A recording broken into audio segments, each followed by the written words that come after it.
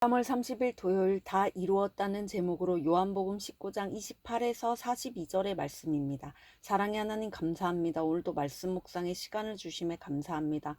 이 시간을 통하여서 하나님의 말씀이 들리고 복음이 들리기 원합니다. 구속사의 말씀이 깨달아질 수 있는 은혜를 주시옵소서. 오늘 주시는 이 말씀이 제게 주시는 하나님의 음성으로 들을 수 있도록 성령님 도와주시옵소서.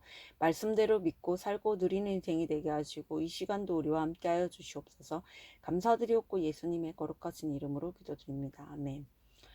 본문의 말씀입니다. 그 후에 예수께서 모든 일이 이미 이루어진 줄 아시고 성경을 응하게 하려 하사 이르시되 내가 목마르다 하시니 거기 신 포도주가 가득히 담긴 그릇이 있는지라. 사람들이 신 포도주를 적신 해면을 우슬초에 메어 예수의 입에 대니 예수께서 신 포도주를 받으신 후에 이르시되 다 이루었다 하시고 머리를 숙이니 영혼이 떠나가시니라.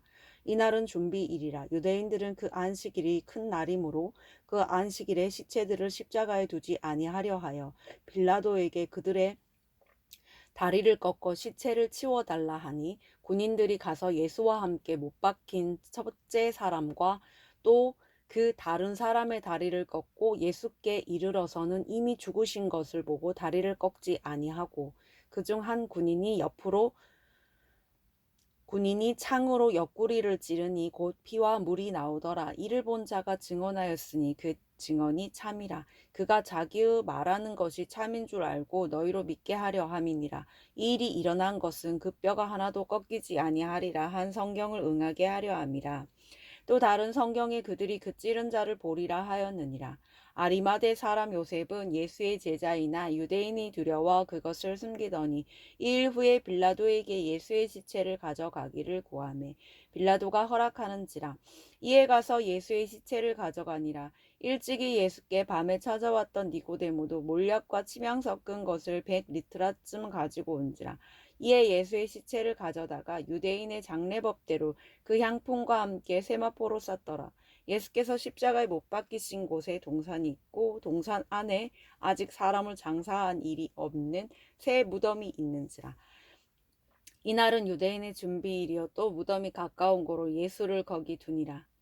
아멘. 도움말입니다. 29절에 해면을 우슬초에 매어 는 신 포도주를 먹으면 해면을 우슬초 줄기에 매달았다는 뜻입니다. 38절에 아리마대 사람 요셉은 사내들인 공회원이었으며 유대인들이 두려워 예수님을 은밀하게 따랐습니다. 니고데모는 유대인의 관원이자 선생이었으며 밤에 예수님을 찾아와 거듭남에 대한 말씀을 들었습니다.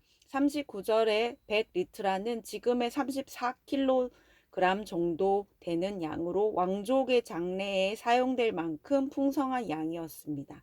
본문 요약입니다. 예수님이 다 이루었다고 외치신 후 운명하십니다. 군인들이 예수께서 죽으신 것을 보고 다리를 꺾는 대신 창으로 그분의 옆구리를 찌르자 곧 피와 물이 쏟아집니다. 아리마대 사람 요셉과 니모데모는 예수님의 시신을 향품과 함께 세마포로 싸서 새 무덤으로 옮깁니다. 오늘의 중보기도입니다. 이 땅의 부모들이 자녀들을 예수께로 인도하여 다 이루었다고 고백하는 사명의 삶을 살게 하옵소서. 아멘. 본문 해설입니다. 첫 번째, 영원히 떠나가시니라. 28에서 30절의 내용입니다.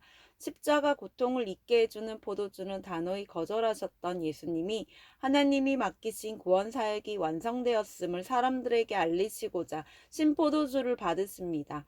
예수님은 십자가 위에서 메마른 목을 신포도주로 적신 후 다 이루었다고 외치시고 곧 운명하십니다. 이처럼 영원구원이라는 분명한 사명이 있으면 나의 처지나 환경에 휘둘리지 않고 구원을 위해 거절할 것과 허락해야 할 것을 분별할 수 있습니다. 적용 질문입니다. 하나님이 내 삶에 허락하신 십자가 사명을 감당하고자 내가 단호히 거절해야 할 것과 허락해야 할 것은 무엇입니까? 두 번째, 옆구리에서 쏟아진 피와 물 31에서 37절의 내용입니다. 유대인의 율법에 따르면 범죄자의 시체는 나무 위에 방치해두면 안 되었습니다. 그래서 유대인들은 빌라도에게 안식일이 오기 전에 시체들을 치워달라고 요청합니다.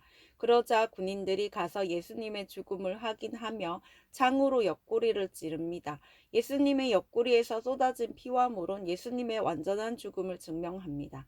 유대인들은 시체 때문에 그 땅이 더러워지기를 원치 않으면서 정작 자신들의 죽은 행실의 더러움을 깨닫지 못합니다. 적용 질문입니다. 가족과 동료들의 더러움을 비난하면서 정작 깨닫지 못하는 나의 더러움은 무엇입니까? 세 번째, 예수님을 장사한 두 제자 38에서 42절의 내용입니다. 유대인이 두려워 자신의 믿음을 숨겼던 아리마대 요셉이 예수님을 장사하고자 위험을 무릅쓰고 빌라도에게 가서 그분의 시신을 가져가게 해달라고 청합니다. 또한 일찍이 밤중에 홀로 예수님을 찾아왔던 니고데모도 예수님을 장사하고자 몰약과 침량 섞은 것을 가져옵니다. 요셉과 니고데모는 그동안 유대인이 두려워 자신들의 믿음을 숨겨왔지만 이제는 그것을 숨기지 않고 드러냅니다. 연약한 나를 강하고 담대하게 하는 힘은 오직 십자가에서 나옵니다. 적용 질문입니다. 나는 예수님을 믿는 것이 부끄럽습니까? 자랑스럽습니까? 오늘 기도하기는 십자가 사명을 끝까지 감당하고자 구원을 위해 단호히 거절할 것과 허락해야 할 것을 분별하게 하옵소서. 사람들에게 인정받으려고 겉으로 드러나는 일에만 나의 시간과 에너지를 쏟는 저를 용서해 주옵소서. 이제는 한 영혼이 구원받도록 몰약과 침량의 헌신을 드릴 수 있게 하옵소서. 아멘. 묵상 간증입니다. 상처가 사랑이 되어라는 제목으로 신지연님의 말씀 적용글입니다.